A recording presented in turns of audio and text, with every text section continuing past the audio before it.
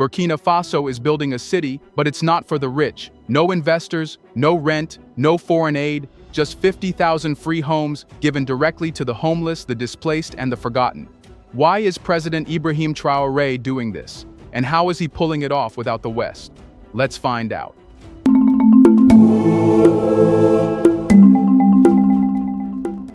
Outside Ouagadougou, in a zone once seen as marginal, trucks rolled in, foundations were poured, and entire road networks appeared almost overnight. Engineers, masons, and planners worked in tight sync, with no fanfare. What was happening? Who was funding it? Where was the press? It wasn't until aerial footage began circulating on local networks that the world began to understand. Burkina Faso was building a city. But this wasn't just another housing development. This was something far more radical. At the center of it all was Captain Ibrahim Traoré, who has repeatedly defied the traditional rulebook of African politics. But this time, he wasn't battling foreign troops or sanctioning threats. He was targeting something more invisible and more dangerous: internal collapse through displacement. Burkina Faso has faced one of the world's fastest-growing internal displacement crises. Over 2 million Burkinabé have been uprooted in recent years, fleeing insurgent violence, drought, and abandoned rural areas. Most end up living in makeshift settlements, scraps of plastic and wood, clustered around cities that were never built to receive them. It's the kind of slow-burning disaster that never makes international headlines. Until now. What Traoré has done is flip the entire narrative. Instead of treating the displaced as a burden, he made them the priority. And instead of asking the international community for help, he ignored them entirely. The first stage of construction includes over 12,000 homes, with full roads, power lines, and water infrastructure laid in advance. Each unit is being constructed not as temporary relief, but as a permanent dwelling. They're not hidden on the periphery of the city. They are the city. Eyewitnesses who managed to visit the site early described it as eerily organized, with an atmosphere more like a military operation than a typical construction project. No NGOs were setting up tents, no foreign contractors giving orders, and no signs of UN branding. Just uniformed planners, local workers, and rows of rising homes. Modest, yes, but structured with precision and care. Inside Traoré's administration, officials refer to this project in quiet terms as a civilian fortification. A home, they say, is more than shelter. It's a weapon against chaos. In a country surrounded by instability, mass migration, and foreign manipulation, giving your people permanent ground beneath their feet is a revolutionary act. And make no mistake, this is a revolution. By keeping everything under wraps, Traoré avoided the usual traps: bloated proposals, years of delays, donor restrictions, and corruption that bleeds resources before a single wall is raised. Instead, he turned to state-owned enterprises, military engineering units, and a new network of local suppliers. Many of these contractors had never worked on anything beyond small-scale housing before, but were now operating at full national capacity. While critics abroad question the pace and cost, no one can deny the sheer audacity of it.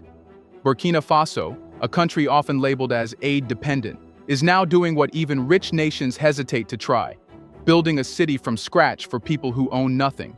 And it's just the beginning, because the blueprints go beyond homes. Let's pause for a second to say big thank you to the Black Culture Diary community, where Black voices, stories, and legacies are preserved and amplified. By becoming a member, you're not just supporting the channel, you're becoming part of a powerful cultural movement. Let's continue. Now, to understand the soul of this project, you must understand who these people are and why Traoré is defying the global order to build a city for them. Burkina Faso is not at war with another country.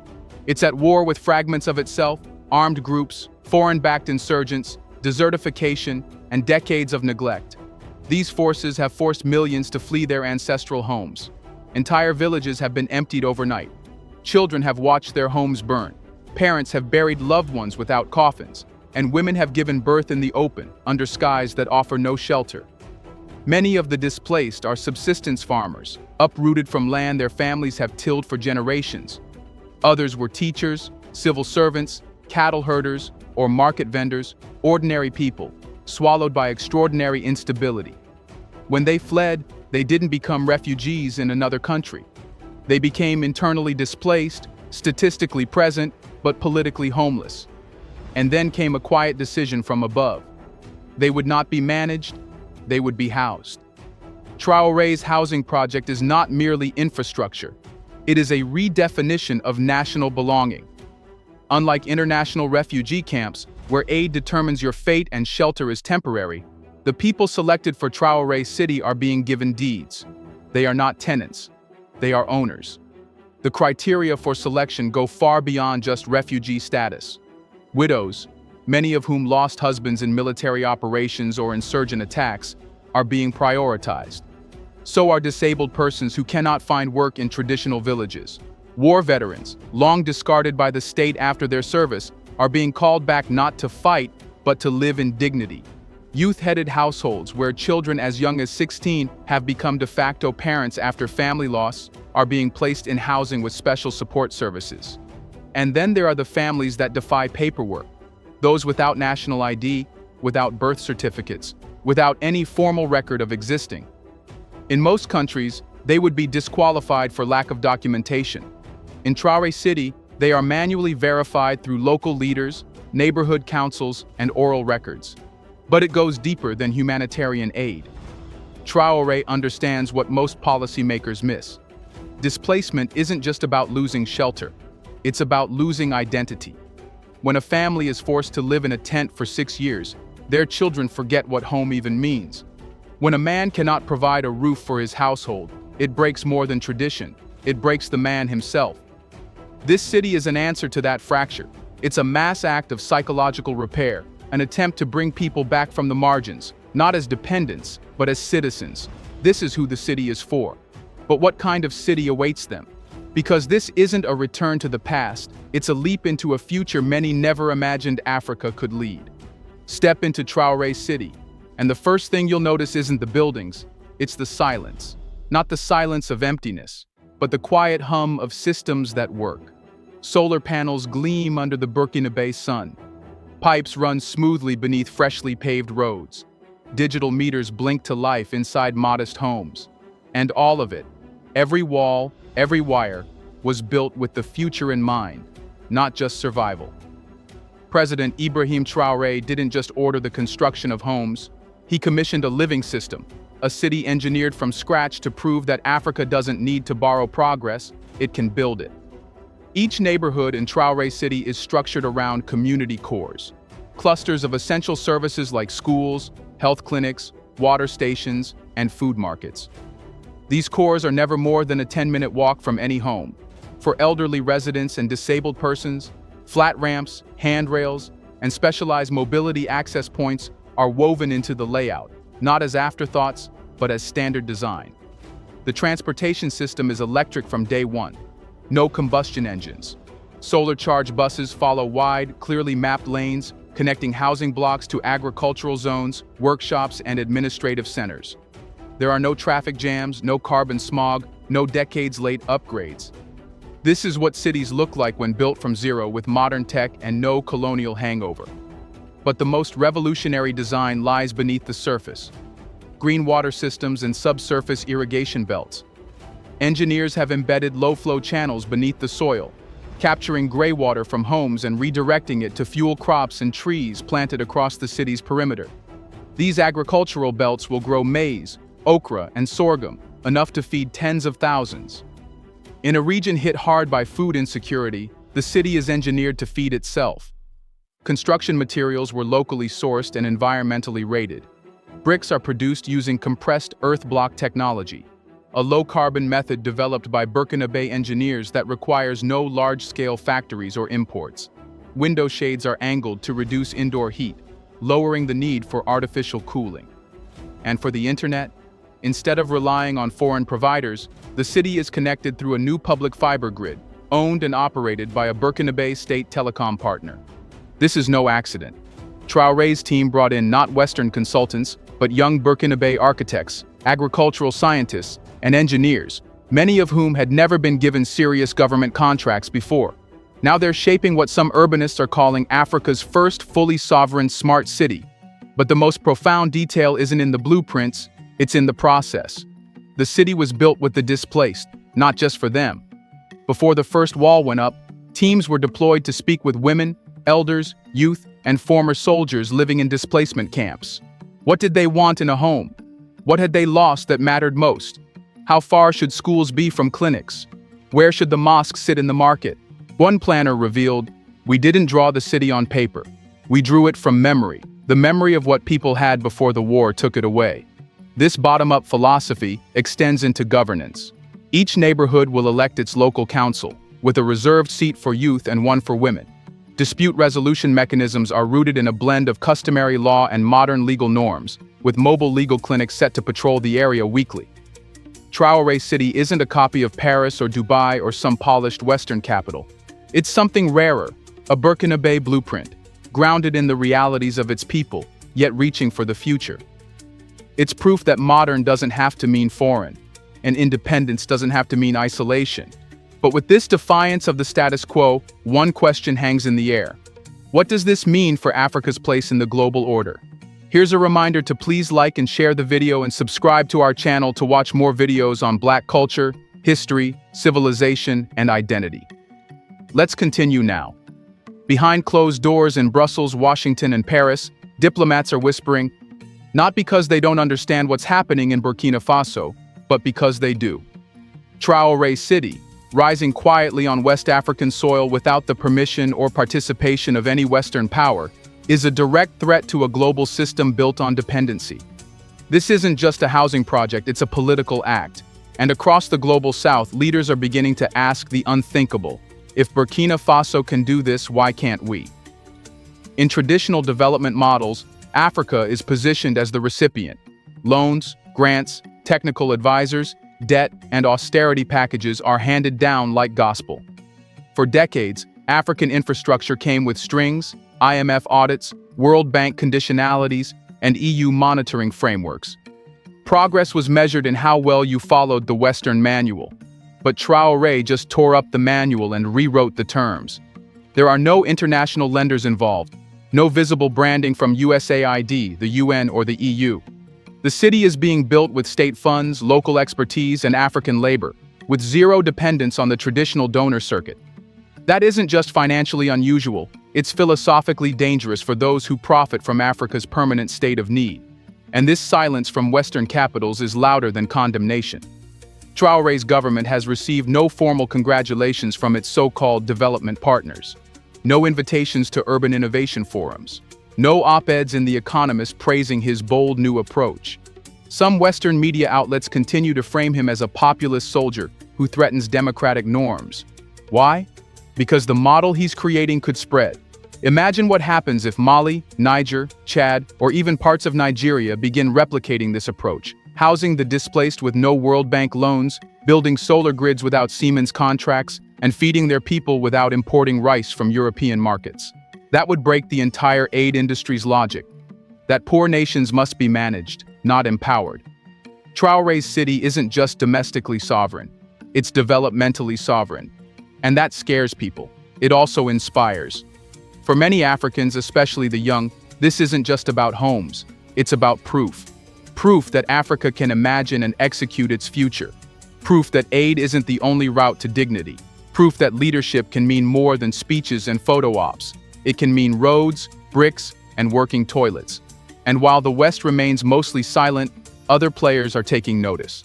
China's state media has begun airing subtle praise of the project, especially its emphasis on local materials and independence from Western lenders. Russia, already locked in economic partnerships with the Sahel, sees in Traoré a regional partner who reflects its defiance of US and European power. Even Turkey, through its development agency TIKA, has shown signs of quiet admiration. But Traoré hasn't aligned with any bloc. He has made it clear, Burkina Faso will not be someone else's project. That position, neutral, unapologetic, and homegrown, is starting to feel less like an exception and more like the prototype of a new African politics. So now we must ask, can this lone effort spark a continental shift? Is Traoré just building a city or starting a revolution? There are moments in history when a single act reshapes what a people believe is possible. The American Civil Rights Movement had Selma, South Africa had Soweto, and today, Africa may have Traoré City, a place that began as a housing initiative but is quickly morphing into something far larger, a philosophy of governance grounded in self-reliance, dignity, and revolutionary urbanism. What Traoré has done isn't just visionary, it's contagious. Already, whispers of replication are gaining volume. In Niger, transitional authorities facing their displacement crises are reportedly studying the Nouvel Espoir blueprint, seeking to adapt it for communities abandoned after French military withdrawals. In Mali, there are early reports of military-aligned civil engineers surveying zones for similar people-first infrastructure experiments. And in Guinea and CAR, youth activists are openly calling for cities of justice to be built for war-affected populations. These are not copycats. They are reflections. Because what Traoré has tapped into is not just unmet housing demand, it's a hunger for systems that put people before profit. For decades, African development has been channeled through what economists call growth-centric models. Roads that connect mines, ports that serve exports, and housing built to attract foreign investment. But what Traoré has done flips that script. A city not designed to impress outsiders, but to reclaim the lives of those who were never supposed to be seen. And perhaps most powerfully, this new model doesn't wait for global validation. That's critical because for so long, Africa has been told that its ideas must be refined, approved, and often diluted by outside institutions. But Traoré skipped the application process. No feasibility studies from European think tanks, no approval rounds from World Bank boards, no best practice recommendations from foreign consultants, just action. And that action has created an urban prototype that serves as proof of concept, that Africa can design its own spaces, build them with its own hands, and inhabit them on its terms. Social media, too, has become a battlefield of narrative control.